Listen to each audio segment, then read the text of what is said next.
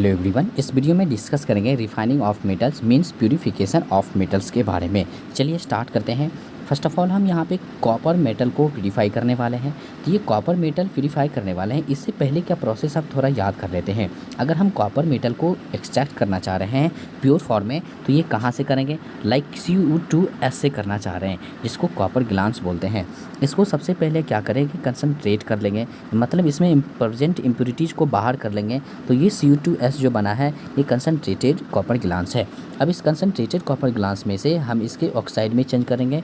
तो इसके ऑक्साइड में चेंज करने के लिए हमें रोस्टिंग प्रोसेस अप्लाई करना पड़ेगा। अगर रोस्टिंग प्रोसेस से Cu2S Cu2O में चेंज हो जाएगा, इस तरीके से Cu2O में चेंज हो जाएगा, यानी कॉपर ऑक्साइड में चेंज हो गया। अब इस कॉपर ऑक्साइड में से अब ऑक्सीजन को बाहर निकाल देंगे, ऑक्सीजन को रिमूव करा देंगे, तो हमें कॉपर प्राप्त हो जाएगा।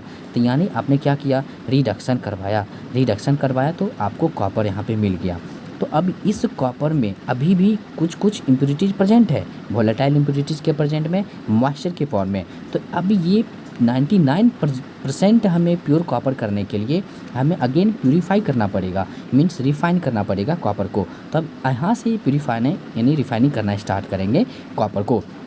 चलिए अब इस स्टेज से आगे हम कॉपर को प्यूरीफाई करने के लिए, अगर हम कॉपर को प्यूरीफाई करना चाह रहे हैं तो हमें जिस मेटल का प्यूरीफिकेशन करेंगे उसी का 2 रॉड लेंगे, और ये दोनों रॉड हम किसी बीकर में प्रेजेंट उसमें उसके इलेक्ट्रोलाइट में डुबो देंगे। अब ये इलेक्ट्रोलाइट किस चीज़ का रहेगा? तो इलेक्ट्रोलाइट अगर जिस मेटल को हम प्यूरीफाई करने जा रहे हैं उसी मेटल का उसका सॉल्ट लेंगे। अगर हम कॉपर को प्यूरीफाई करने जा रहे हैं तो कॉपर सल्फेट ले सकते हैं या कॉपर क्लोराइड ले सकते हैं, मतलब जिस मेटल को हम प्यूरीफाई करने जा रहे हैं उसी मेटल से रिलेटेड हम सॉल्ट लेंगे, और उसमें थोड़ा सा एसिड भी मिला देंगे, चाहे कोई भी एसिड आप मिला सकते हैं, ताकि वो एसिडिफाइड कॉपर सल्फेट सॉल्यूशन जो है अच्छे से कंडक्ट कर सकता है इलेक्ट्रिसिटी को। यानी आप कह सकते हैं कि अगर यहाँ पे कॉपर मेटल को प्यूरीफाई करने जा रहे हैं तो कॉपर का ही सॉल्ट लेंगे, बट कॉपर का सॉल्ट एसिडिफाइड होना चाहिए ताकि इसमें से इलेक्ट्रिसिटी अच्छे से कंडक्ट कर सके। अब आपको ये पता है कि 2 रॉड में से एक रॉड आपको इम्प्योर लेना है। जो इम्प्योर रॉड रहेगा वो मोटा रहेगा, जो प्योर रॉड रहेगा वो थिनर रहेगा, पतला रहेगा। यहाँ पे इम्प्योर कॉपर रॉड को यहाँ पे देख सकते हैं एनोड बोले हैं, क्योंकि इम्प्योर कॉपर रॉड को आप बैटरी के पॉजिटिव टर्मिनल से कनेक्ट किए हैं, और यहाँ पे देख सकते हैं प्योर कॉपर रॉड को आप कैथोड बोल रहे हैं, क्योंकि इस प्योर कॉपर को आप बैटरी के नेगेटिव टर्मिनल से कनेक्ट किए हैं। ये बात आपको ध्यान रखना है। ये भी आपको ध्यान रखना है कि इम्प्योर कॉपर को आप एनोड बोल रहे हैं, प्योर कॉपर को आप कैथोड बोल रहे हैं।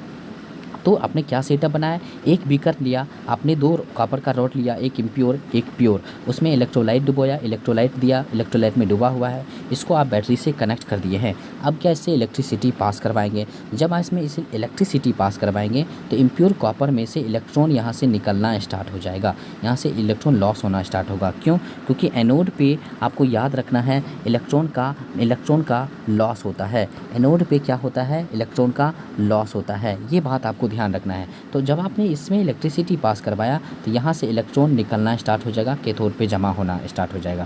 तो यानी इसमें से ये कॉपर रॉड में से अगर कह सकते हैं कि एनोड प्लेट पे क्या हो रहा है कि कॉपर में से 2 अगर इलेक्ट्रॉन लॉस हो रहा है तो कॉपर 2+ के फॉर्म में चेंज हुआ है। मतलब ये हुआ कि इस इम्प्योर कॉपर में से ये इलेक्ट्रॉन घट रहा है और कॉपर 2+ में चेंज हो रहा है।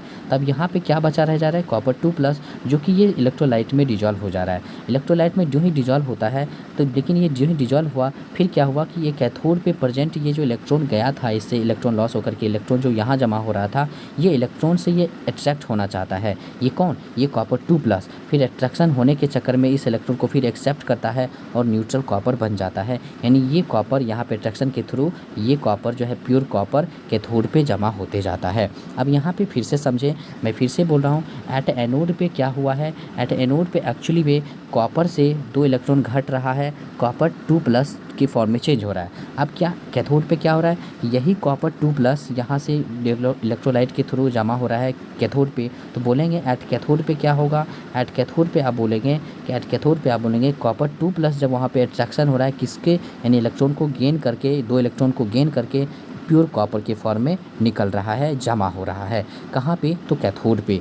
तो ये रिएक्शन भी आपको ध्यान रखना है और इस तरह से यहाँ पे कॉपर प्योर आपको जमा होते जाता है, डिपॉजिट होते जाता है। अब ये इम्प्योर कॉपर में प्योर कॉपर तो यहाँ जमा हो गया, लेकिन इसमें प्रेजेंट इम्प्योरिटीज इसके नीचे जमा होते जाता है। ये इम्प्योरिटीज इसके एनोड प्लेट के नीचे जो इम्प्योरिटीज जमा होता है, इस इम्प्योरिटीज को एनोड मड बोलते हैं।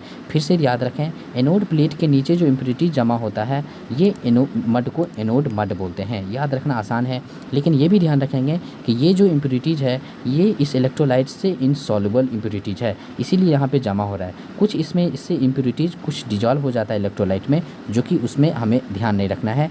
ये इस इम्प्योरिटीज की बात करें जो कि इस इलेक्ट्रोलाइट में डिजॉल्व नहीं होता है, इस इम्प्योरिटीज को एनोड मड बोला गया है। तो इस तरीके से आपने समझ लिया। अब इसको हम थोड़ा सा लैंग्वेज में समझाना चाहेंगे। एक चीज़ और, जब आप देख सकते थे कि यहाँ पे जैसे देख सकते हैं ये एनोड प्लेट है, ये एनोड प्लेट है जो कि अब लास्ट में पतला हो गया, कैथोड प्लेट लास्ट में ये मोटा हो गया। क्यों? क्योंकि इसमें से प्योर कॉपर इस पर देखिए जमा हो रहा था, जिसके कारण ये जो है अब ये कैथोड प्लेट अब मोटा हो गया, क्योंकि यहाँ पे कॉपर प्योर कॉपर जमा होते जा रहा था। इसमें से कॉपर निकल करके, प्योर कॉपर इसमें निकल करके कैथोड पे जमा हो रहा था। और इस तरह से आप देख सकते हैं इसमें प्रेजेंट इम्प्योरिटी इसके नीचे जमा होता है, इसको एनोड मड बोलते हैं। इस तरीके से आपने समझा। तो इस तरीके से देख सकते हैं एनोड मड का definition, settle impurities in the solution are called anode mud. Electrolyte क्या होता है आपको यहाँ से मैं समझा सकता हूँ, इलेक्ट्रोलाइट क्या होता है। तो आप देख सकते हैं इलेक्ट्रोलाइटिक रिफाइनिंग क्या है। In the process of electrolytic refining a lump of impure metal, a thin strip of pure metal dipped in the salt solution of metal to be refined. यानी हम कॉपर के एक इम्प्योर कॉपर मेटल लिए हैं, एक pure copper metal लिए हैं, इसको हमने क्या किया, इसी मेटल के सॉल्ट सोल्यूशन में डुबो दिया है, डिप्ट कर दिया है, और हम बैटरी से फिर कनेक्ट करेंगे, उसमें इलेक्ट्रिसिटी पास कराएंगे। फिर क्या होगा कि इम्प्योर कॉपर रॉड से प्योर कॉपर रॉड पे जाके जमा होगा कॉपर, और यहाँ पे प्योर कॉपर हम डिपॉजिट जो होगा उसको बाहर निकाल लेंगे, मतलब प्योर कॉपर आप बाहर निकाल लेंगे। इस तरीके से आपने क्या किया, कॉपर को रिफाइन किया, इलेक्ट्रोलाइटिक रिफाइनिंग किया, इलेक्ट्रिसिटी के थ्रू आपने रिफाइन किया, इसलिए इसको इलेक्ट्रोलाइटिक रिफाइनिंग भी कहते हैं। आई होप कि आपको ये बेहतर समझ में आया होगा। Thank you so much video देखने के लिए।